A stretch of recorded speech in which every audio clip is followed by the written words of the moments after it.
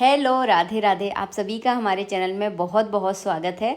आज के वीडियो में आप सभी के साथ शेयर करने वाली हूँ पशुपतिनाथ का जब आप व्रत शुरू करते हैं तो आपको कौन कौन से नियमों का आपको पालन करना चाहिए, कब से आप पशुपतिनाथ के व्रत की शुरुआत कर सकते हैं, कौन कौन सी विशेष चीज़ें होती हैं जिनका आपको विशेष ध्यान रखना चाहिए ताकि आपकी जो भी मनोकामना है जिसके तहत आप इस व्रत को कर रहे हैं वो शीघ्र आपकी जो मनोकामना है वो पूरी हो जाए। तो आपको सबसे पहले आपको क्या करना है, जब भी आपके मन में इच्छा उत्पन्न होती है कि हाँ हम इस व्रत को करना चाहते हैं, व्रत कोई भी हो, हमेशा अपने पति से, अगर आप शादीशुदा हैं तो अपने पति से जो है ना आप सबसे पहले अनुमति मांगे, उसके बाद ही जो है ना आपको व्रत करना चाहिए। अगर आप कुंवारी कन्या हैं, लड़का हो या लड़की हो, अगर आप कुंवारे हैं तो अपने माता पिता से अनुमति मांगे कि हाँ हम इस व्रत को करना चाहते हैं।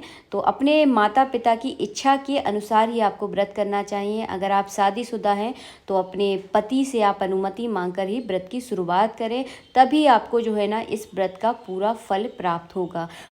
इसके बाद दूसरी बात आती है कि आपको व्रत कब से शुरू करना चाहिए। तो व्रत शुरू करने के लिए सबसे अच्छा समय होता है माह का महीना, आषाढ़ का महीना। और पशुपतिनाथ के व्रत के लिए आप सावन का महीना बहुत शुभ होता है। सावन के महीने से आप पशुपतिनाथ के व्रत की आप शुरुआत कर सकते हैं। ये जो समय होता है ये होता है चतुर्मास। तो इस समय भगवान शिव धरती पर निवास करते हैं, तो भगवान शिव की आराधना के लिए ये बहुत शुभ अवसर होता है। आप सावन के महीने में आप व्रत शुरू कर दीजिए और भादों के महीने में जो है ना आपका उद्यापन जो है ना व्रत का हो जाएगा। तो बहुत अच्छा समय है भगवान शिव की आराधना के लिए। और जब भी आप पशुपतिनाथ के व्रत की शुरुआत करें, व्रत रखना स्टार्ट करें, तो कभी भी सोमवार के दिन आपको बेलपत्र नहीं तोड़ना है। यहाँ तो मैं व्रत की बात कर रही हूँ, सोमवार के दिन कभी भी बेलपत्र तोड़े ही नहीं जाते हैं। तो आपको ये भूल कर भी ये गलती नहीं करना है, इस बात का आप ध्यान रखें। प्रदोष काल में भी कभी बेलपत्र नहीं तोड़े जाते। बाकी समय आप बेलपत्र तोड़ सकते हैं, लेकिन जब दोनों वक्त मिलते हैं उसे कहते हैं प्रदोष काल, उस समय आपको बेलपत्र नहीं तोड़ने हैं। छोटी छोटी चीज़ों का ध्यान रखें कि इस व्रत को करने पर आपको पूर्ण पुण्य की प्राप्ति हो और आपकी मनोकामना पूरी हो। इसके बाद मैं आपको बताऊंगी कि व्रत जब आप करते हैं तो कौन कौन सी चीज़ों का आपको विशेष ध्यान रखना है, कौन कौन सी नियमों का जो है ना आपको पालन करना है। पूजा विधि ऑलरेडी मैं पूरा डिटेल में आप लोगों के साथ शेयर कर चुकी हूँ, तो पूजा विधि के बारे में आज मैं बिल्कुल भी आप लोगों के साथ शेयर नहीं करूँगी। तो यहाँ पर मैं आप लोगों के साथ शेयर कर रही हूँ व्रत करते समय आपको कौन कौन से नियमों का पालन करना है। जब आप पशुपतिनाथ का व्रत करते हैं तो आपको क्या करना है, दिन में आपको नहीं सोना है। जिस सोमवार के दिन आपका व्रत है उस दिन आपको दिन में बिल्कुल भी नहीं सोना है।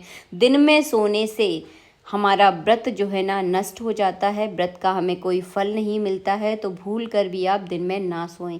जिस दिन आप व्रत करते हैं उस दिन किसी से आप झूठ ना बोलें, चाहे किसी की भलाई के लिए हो चाहे किसी की बुराई के लिए हो, लेकिन आपको झूठ नहीं बोलना है।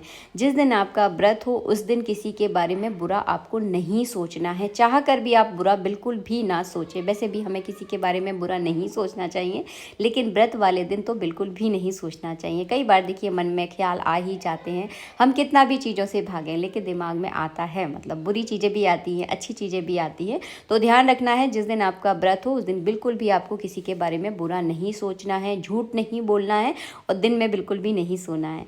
इसके बाद शेयर करूंगी कि पशुपतिनाथ के व्रत में आपको क्या खाया पिया जाता है। तो व्रत में आपको क्या खाना है, देखिए खाए पिए बिना तो हाथ पैर ही काम नहीं करते, तो खाना पीना बहुत ज़रूरी है। अगर आपने पशुपतिनाथ के व्रत अगर फलार से रखे हैं तो आप फलार कर सकते हैं। दोपहर के समय जब सुबह की आप पूजा करके आते हैं तो दोपहर के समय आप फल वगैरह खा लें।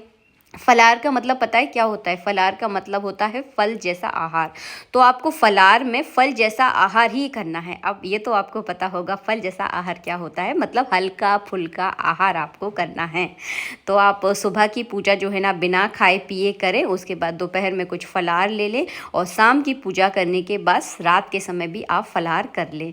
और एक बात याद रखें कि कभी भी जब आप व्रत करते हैं तो रात का जो भोजन होता है वो निषेध होता है। तो दोनों वक्त के समय तो जो है ना खाना खाया नहीं जाता, मतलब फलाहार नहीं किया जाता। जब आप संध्या की प्रदोष काल की पूजा करके आए उसके बाद थोड़ा सा कुछ फलाहार कर लें, बस इतना ही होता है। इसके बाद अगर आपने इस व्रत को खाना खाकर रखा है तो आपको किस प्रकार करना है। सुबह की पूजा आपको बिना कुछ खाए पिए करनी है। उसके बाद दोपहर के समय आप कुछ फलाहार वगैरह खा लें, यानी कुछ फल वगैरह ले लें। और शाम की प्रदोष काल की पूजा करने के बाद आप पूरा खाना खा सकते हैं, मतलब भोजन कर सकते हैं विदाउट लहसुन प्याज। इस बात का ध्यान रखें, लहसुन प्याज से बनी हुई चीज़ें नहीं खाएं। तो हो गई खाने पीने वाली बात। अब मैं आपको यहाँ पर बता रही हूँ कि पूजा आपको किस जगह करनी है। पशुपतिनाथ के व्रत की पूजा मंदिर में जाकर की जाती है। आपको 5 सोमवार की पूजा एक ही मंदिर में करनी है, मंदिर आपको नहीं बदलना है। कोई भी सिचुएशन है, जिस मंदिर से आपने पूजा शुरू की है उसी मंदिर में जाकर आपको उद्यापन करना है। 5 सोमवार में वहीं जाकर आपको पूजा करना है, इस बात का विशेष ध्यान रखें। दूसरी बात ये आती है, काफ़ी सारे लोग मुझसे पूछते हैं दीदी हाँ हमारे घर के पास जो मंदिर है वहाँ पर शिवलिंग का पहले से ही श्रृंगार होता है, पंडित जी श्रृंगार नहीं हटाने देते हैं, तो हम पूजा कैसे करें। तो इसके लिए केवल एक ही उपाय है कि आप जल के केवल छींटे ही भगवान को दें, और उसके बाद फूल बेल पत्र वगैरह वो सब तो बाद में आप चढ़ा ही सकते हैं, भोग आप लगा सकते हैं। तो बस यही उपाय है, इसके अलावा और कोई उपाय नहीं है। तो इस तरह से आप पूजा कर सकते हैं। जब भी आप पशुपतिनाथ की आप पूजा करें हमेशा आसन पर बैठकर करें, और जिस दिन आपका व्रत हो अपने घर के बड़ों के पैर आप ज़रूर छुएं, क्योंकि जब आप किसी के चरण छूते हैं तो उनके मुख से एक ही बात निकलती है, हमेशा खुश रहो। और निरंतर आप जब ये कार्य करते हैं तो कहीं ना कहीं वो चीज़ आपके जीवन को लगती ही लगती है। तो आप हमेशा खुश रहने का जो सौभाग्य है वो आपको प्राप्त हो जाता है। इसीलिए कहती हूँ जिस दिन आपका व्रत हो, वैसे तो रोज़ ही हमें अपने बड़ों के पैर छूने चाहिए। अब देखिए आजकल की भाग दौड़ की लाइफ में हम इतना ध्यान नहीं दे पाते हैं, लेकिन व्रत वाले दिन हमेशा सबके पैर छूने की कोशिश करें, झुक जाएं तो भगवान आपका सिर जो है ना ऊपर उठा देता है। तो इस तरह से आपको करना है। आशा करती हूँ वीडियो आपको बहुत अच्छा लगा होगा। अपनी भाषा में सरल तरीके से मैंने आपको पूरा समझाने का प्रयत्न किया है। वीडियो पसंद आता है तो लाइक कर देना। चैनल पर अगर पहली बार आए हैं तो चैनल को सब्सक्राइब करना बिल्कुल ना भूलें। पशुपतिनाथ के व्रत के जितने भी वीडियो हैं सब मैं आप लोगों के साथ समय समय पर अपलोड करती रहूँगी। मिलेंगे आप सबसे नेक्स्ट वीडियो में, जब तक के लिए जय श्री राधे मित्रों, राधे राधे।